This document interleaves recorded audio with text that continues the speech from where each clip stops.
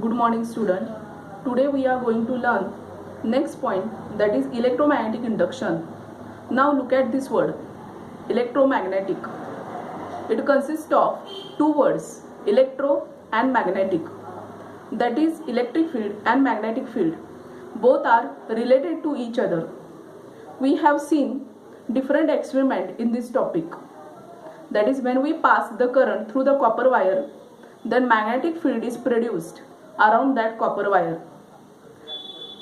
That experiment was performed by the scientist Ørsted, and he concluded that when you pass the current through any metallic conductor, then automatically magnetic field is produced. But there was another scientist, his name was Michael Faraday.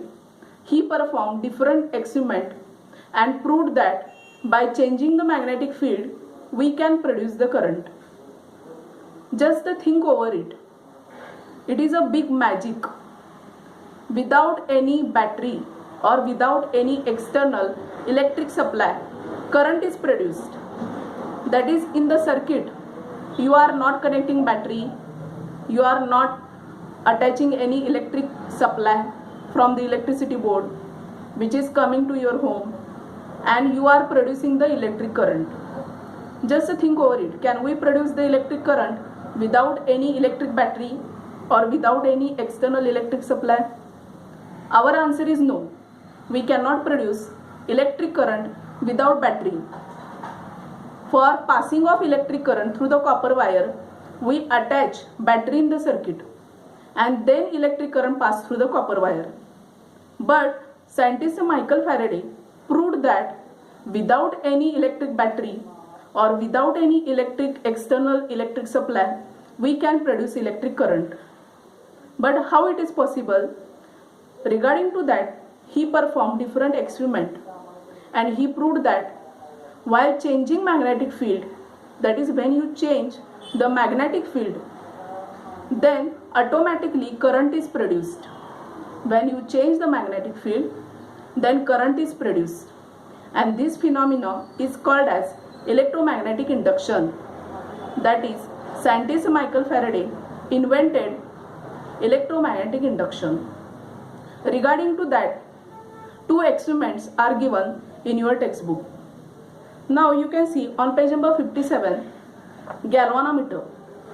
This point is not for your exam, but galvanometer is connected in the electric circuit in the next experiment. So it is necessary to know that what is the function of galvanometer. The galvanometer is used to detect the electric current in the circuit. The galvanometer and ammeter, these are two different instruments. Ammeter is used to measure the current, that is 5 ampere, 10 ampere, 15 ampere. How much current is flowing through that wire is indicated or it is measured with the help of ammeter. But galvanometer is used to detect the current present in the circuit. How it detect? With the help of pointer. That is, when current is present in the circuit, the galvanometer pointer shows the deflection. That is, it moves here and there. When it moves here and there, we can definitely say that current is present in the circuit. Now regarding to that, first experiment is there on page number 57. That is, if a conducting wire is kept moving in a magnetic field, then what will happen? If a conducting wire is kept moving in a magnetic field, then what will happen? Now consider that experiment. You can see here, this is the circuit diagram, or this is the construction of the experiment. You can see here, these are two stands.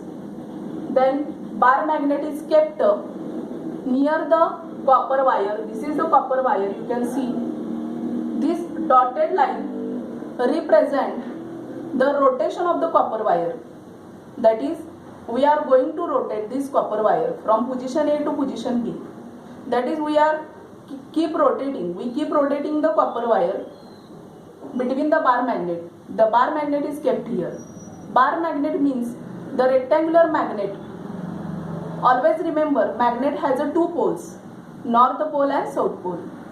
Now you can see here, this copper wire is connected to the galvanometer. And you can see here, this is the pointer. The galvanometer has a pointer. So when electric current flows through this copper wire, then galvanometer shows the deflection. That is, this pointer moves here and there. Now you can see, just observe this diagram. Is there any battery connection or battery is connected in the circuit? Your answer is no. You can observe this diagram. Here is no battery, but still current is produced in the copper wire. That is, here is we are not connecting the battery in the circuit. Still current is produced in the copper wire. How? Now look at this experiment. Complete the circuit by connecting the galvanometer. That is, we are going to complete this circuit by connecting the galvanometer.